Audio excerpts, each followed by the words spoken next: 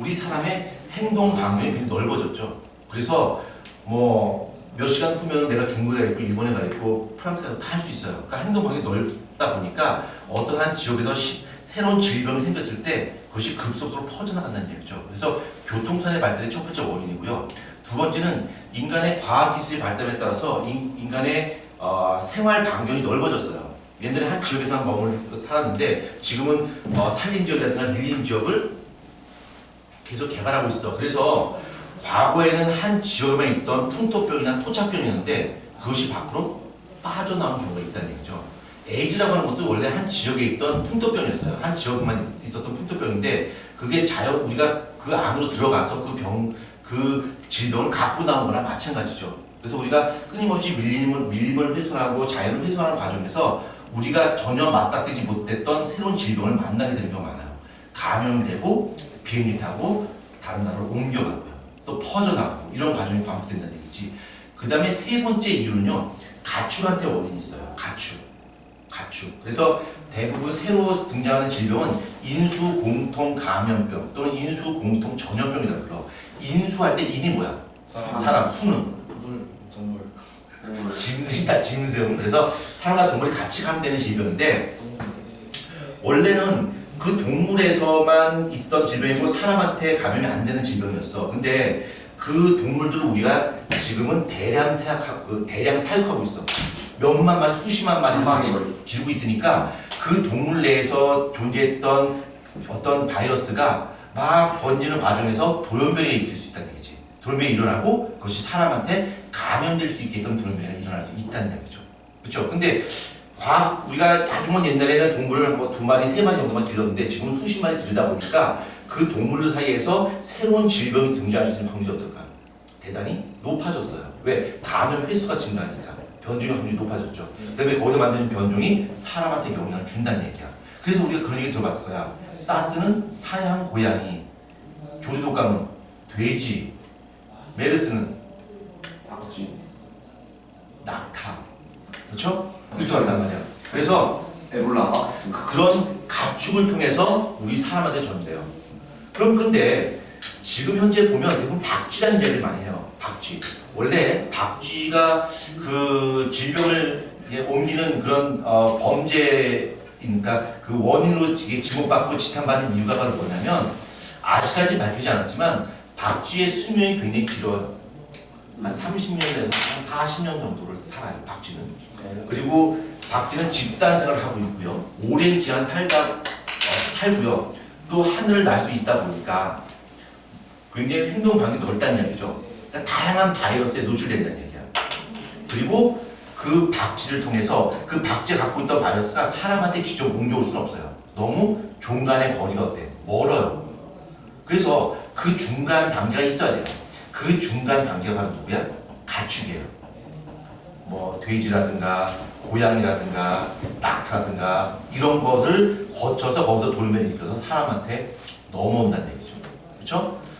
그래서 우리가 가축을 대량 사육하는 과정에서 우리가 예기치 않았던 이런 질병들이 계속 등장하게 되는 거겠죠. 그러면 이게 새로운 질병이 등장하게 되면 그것이 뭐 치명적인 것도 있겠지만 그렇지 않은 경우도 있기 때문에 우리가 겁먹을 필요는 없잖아요 라고 생각할 수 있는데 우리가 새로운 질병이 등장했을 때 의학계가 바짝 긴장하는 이유가 바로 집단 면역이기 때문에 그러니까 집단 면역 관점에서 봤을 때는 새로운 질병이 굉장히 위험해요.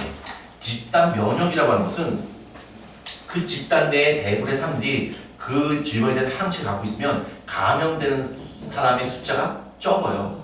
그럼 그 병은 별로 문제가 되지 않습니다. 근데 대부분의 사람들이 그 질병을 처음 만나는 거기 때문에 항체를 갖고 있지 않다면 감염되는 사람이 많을 거고요. 감염되는 사람이 많으면 많을수록 돌연변이 확률이 어떨까? 높아져요. 그럼 제2, 제3의 새로운 질병이 등장할 수 있는 거고요. 그것으로 인해서 인류가 멸망할 수도 있겠죠. 이론적으로는. 그다음에 그 집단 감염 체계가 구축이 안 됐을 때 또 다른 문제점은 사람들이 공포심이에요. 사실 어떻게 보면 가장 걱정스러운 거죠. 만약에 치사율이 5%다라고 한다면 100명 중에 5명이 죽는 거야. 근데 집단 면역이 구성이 돼 있다면 그 중에 면역을 갖고 있지 않은 일부만 감염되기 때문에 사망자가 매우 적어요. 뭐 100명만 감염됐다 치면 5명이 죽는 거죠. 그럴 수 있구나라고 볼 수 있어요. 그러나 집단 면역이 없어요. 그래서 100만 명이 감염됐다 치자. 그럼 치사율 5%몇 명 주는 거지? 5천 5천 더 줬잖아요. 5만 명인가? 만약에 100만 명이었나? 5만 명 주는 거죠. 이건 뭐야? 사건이에요. 5만 명 준다고 생각해봐. 사람들이 느끼는 공포가 뭔가 굉장히 커요. 거기서 이제 모든 어떤 그 사회가 굉장히 큰 혼란에 빠지게 되겠지. 그렇죠? 지금 중국이 지금 그런 거 아니야? 지금 100명, 거의 200명 가까이 죽는 것 같은데, 그렇죠? 워낙 많은 사람들이 감염되다 보니까 죽는 사람도 많이 죽는다는 얘기죠. 그 결과 아까 이야기했던 것처럼 새로운 변종이 만들어진다는 얘기죠. 그 다음에 이렇게 대부분 신종 질병은 주로 바이러스에 의해서 생기는데 그 바이러스는 우리가 배웠듯이 굉장히 치료가 힘들어요. 저번에 배웠지? 걔는 뭐야? 활물 기생을 해. 숙주세포 내에서 기생을 해요. 그러니까 숙주세포의 손상 없이 바이러스만 선택적으로 죽이는 것은 대단히 어려워요. 그래서 항바이러스를 개발하는 것이 대단히 어렵고요.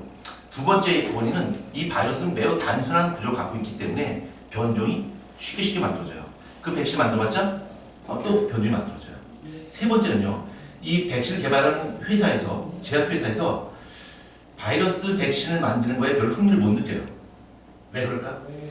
돈이 안 되기 때문이에요. 비싼 돈을 들여서 막대한 자본을 투자해서 백신을 개발했어요. 그러면 좀 지나면 어떻게 돼? 쓸모 없어져요. 왜? 새로운 종이 나오기 때문에. 그러니까 굳이 백신을 만들 그런 동기를 부여받지 못한다는 얘기죠. 그래서 제약회사에서는 그런 항바이러스제를 개발하는데 굉장히 미온적인 태도를 보이고 있어요. 같이 변형되는 그런 거 만드는 뭐 같이 바이러스랑 비슷하게 되는 그건 이제 형이 해야죠. 그건 형이 해야 되는 거고요. 아직은 바이러스 백신은 아직까지 많이 개발돼 있지 않아요. 그래서 만들어봤자 큰 돈도 벌 수도 없고요. 그래서 많이 개발돼 있지 않습니다. 그래서 우리가 지금 할 수 있는 거는 이런 신종 질병에 대해서 우리가 하나의 어떤 감염원이 되는 것을 차단하기 위해서 개인 위생을 좀 철저히 할 필요가 있어요. 대부분 동물에서 비롯된다. 동물에서 요즘 질병은. 자, 아까 예고한 대로 간단하게 테스트를 할 텐데. 선생님 근데 옛날에 가축 사육할 때는 왜안 그랬어요? 옛날에 가축 사육할 때는 가축을 대량 사육하진 않았죠. 그 다음에 그 사람과 사람 간의 왕래가 별로 없었죠. 그렇죠? 그러다 보니까 한 지역에서 그런 동물 간의 바이러스가 새로운 변종이 만들어져도 그것이 다른 데로 퍼져나갈 수가 없는 거죠. 왕래가 없으니까. 그래서 예전에 스페인 독감이라든가 이런 것이 발생했지만 아시아에는 큰 영향을 주지 않았어요. 왜? 왕래 거의 없기 때문에. 그러나 지금은 어떤 새로운 질병이 등장했을 때 교통선의 발달을 통해서 금방 퍼져나가죠. 광우병이라고 하는 것도 미국이나 캐나다, 호주, 영국 이런 쪽에서만 생기는 거지만 결국 우리도 영향을 받잖아요. 수출되니까. 그 광우병이라고 하는 것은 원인이 프라이온이라는 단백질이에요. 그러니까 이 광우병을 일으키는 프라이온이라는 단백질이 그 질병의 원인이라고 하는 것을 밝히는 과정에서 굉장히 큰 혼란이 있었어요. 모든 과학자들은 모든 질병은 세균 아닌 바이러스에 의해서 생긴다고 생각했고요. 그 세균이나 바이러스는 전부 다 유전자를 가지고 증식한다고 생각했어. 근데 광우병이라는 질병은 단백질이야. 근데 얘가 감염이 돼요. 퍼져나가. 그러면 유전자가 없이, 그러니까 DNA나 RNA 같은 그런 핵산이 없이 증식을 할 수 있단 말인가? 굉장히 큰 혼란에 빠진 거죠. 만약에 그 얘기가 맞다면 우리가 배운 생물책은 전부 다 폐기 처분해야 되겠지. 그렇죠? 유전자 없이도 증식할 수 있어요. 단백질로 증식할 수 있다는 거니까. 그래서 많은 과학자들이 연구한 결과 이 프라이온 단백질이 증식을 하는 것이 아니라 정상 프라이온을 변형된 프라이온으로 유도시키는 거예요. 그러니까 예를 들어서 여러분이 정상 프라이온이고 내가 병원성 프라이온이면 가서 야 이렇게 바꾸니까 진짜 좋은데? 바꿔봐 그럼 주니까 아싸 싹 바꾸고요. 와 짱 좋다. 그러니까 뒤에 있는 증서 바꾸고요. 이렇게 해서 그 프라이온 단백질이 늘어나면서 광우병이 생기는 거죠.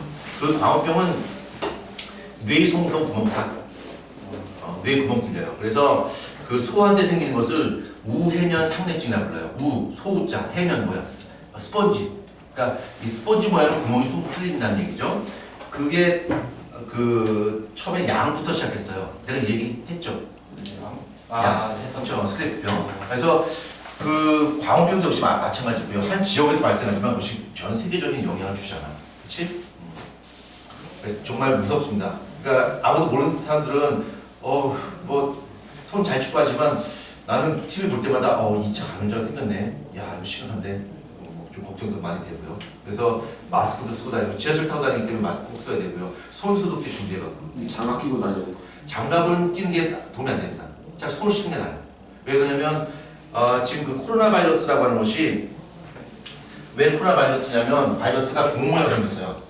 공 모양인데 삐죽삐죽. 여기에 스파이크가 이렇게 빛이 나왔어요. 그래서 위에서 바라보면 왕관처럼 생겼다 그래서 그 왕관이 영어는 뭐지?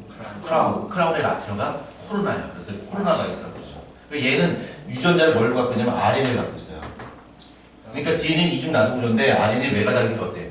변종이 짱 잘 만들어져요. 메르스도 저렇게 생기지 않았어. 예, 그러니까 메르스도 코로나 바이러스예요. 메르스는 진압이 잘 됐어. 그렇죠. 이 RNA 때문에 쉽게 변종이 만들어지고요. 주로 이 코로나 바이러스는 동물성 바이러스예요. 동물한테 어떤 질병을 유발시키는 건데 사람한테 영향을 주는 바이러스는 알려진 건 6가지. 근데 요번에 하나 등장했으니까 이제 7가지가 되겠네요. 그렇죠? 예, 시험. 어려워요. 아니요. 몇 문제? 한 300이. 에이. 30문제? 뭐